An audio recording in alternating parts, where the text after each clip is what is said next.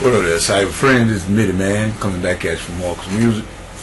And like I say, normally this would be the word for the day, but I'm about to go to choir rehearsal, and so I decided I would just do a little quick video response to an article that I just read.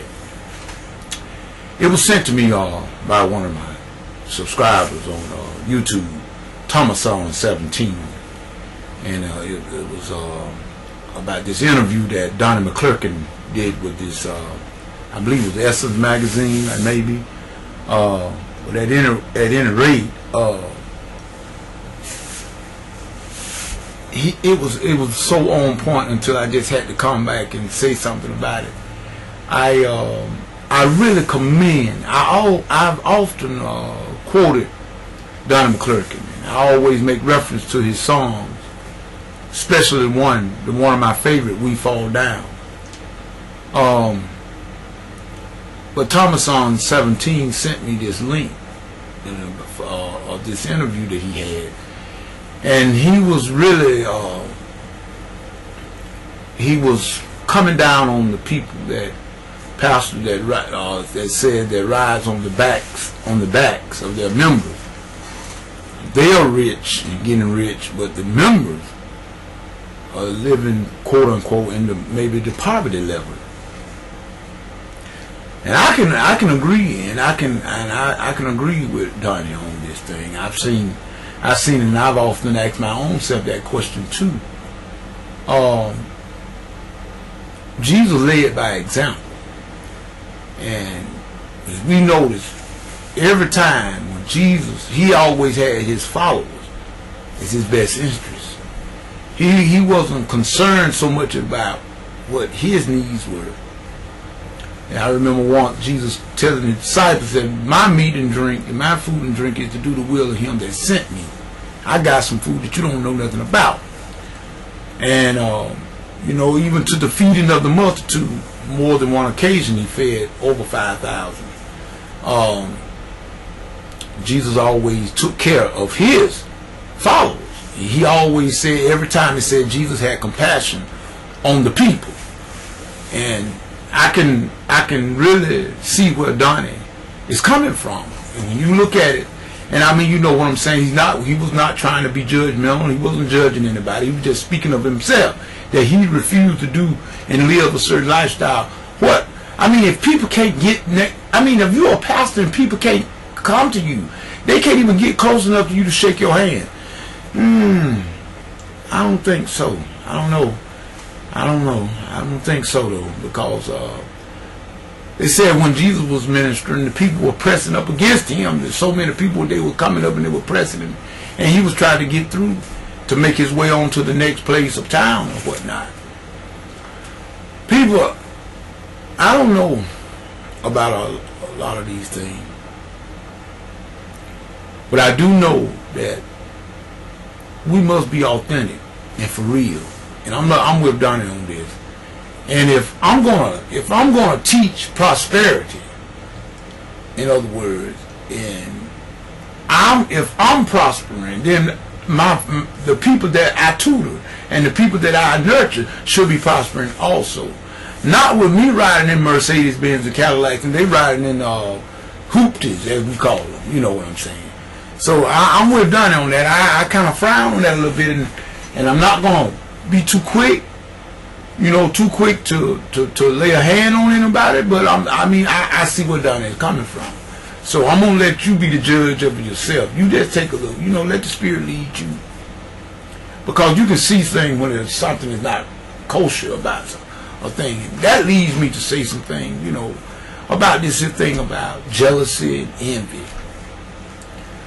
People, we seem like to me, like, and I mean, I'm gonna hurry on, but it just seems like to me that we are just caught up in this here thing, this jealousy and this envy, and we worry too much, I think, sometimes about what people think, or what, you know. You just do what you can do, and then you cut the deck.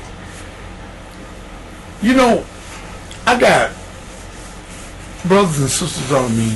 My dad and mom were married. So I got 2 sets, sisters and brothers. And I'm the eldest of all of them. I got 10 brothers and sisters under me. And on my dad's side and my mom's side. And I got 5 on my mom's side, and I got 5 on my dad's side. But 10 other under me, and I'm the eldest. But I don't worry about nothing that they do. Whatever they decide they want to do, it's fine. I have no problem with it. I have no option with it. That don't mean I don't have to agree with it or disagree. And I don't have to do it. I do what I'm going to do, and I don't worry about what they do. This is the only way if you're going to have peace. Because there's always going to be something that somebody else is going to probably do. And you let me tell you something. When people find out the things that they do get next to you, they'll do it just for that purpose. I mean, my great-grandmom taught me that years ago. When you let people know that whatever they're doing is get next to you, they're going to keep pushing those buttons. Because they are succeeding. You are letting them succeed on conducting, or I should say, shaping how you feel.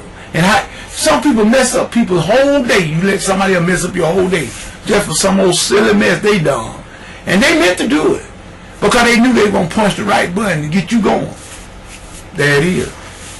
My philosophy, if you like it, I love it. No skin on my teeth. I'm going to do what Ernest want to do. What Mitty Man does, I'm going to do it. And I don't care what you do. That's you. I mean, if you want to go out and build a 15-story building, if I don't want to build but a 2, I'm going to build my 2, and I'm going to think just as much of my 2-story you do your 15. I'm not worried about what you do. People, we need to stop that. And I'm going to hurry on and get through this thing. But we just need to, like you say, we put too much emphasis on status quo about the abundance of the appearance of things. In other words, some people that do things to get up under your skin, and that jealousy and stuff, you really killing yourself. Because when folk find out that you jealous of them, they'll do stuff and they'll keep your head white and worried about, because everything they do, they'll be doing it to make sure that you see it. Because they know you're jealous of them. And they know that every time, everything they do is going to have an effect on you. And they keep you upset. And guess what? You let them succeed. You let them succeed when you do that. So, like I say, you know, I just take Jesus. I look at the life of Jesus. Jesus went about not trying to get no reputation for himself. You know, he just did the will of his Father. He knew what he came to do, and that's what he did.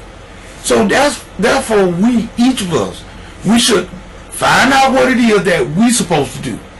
In other words, stop worrying about the other man. Stop worrying about the other woman. You do what you're supposed to do. In other words, forget about what other people are doing or not doing, but just make certain that you are doing what you're supposed to do, and cut the debt.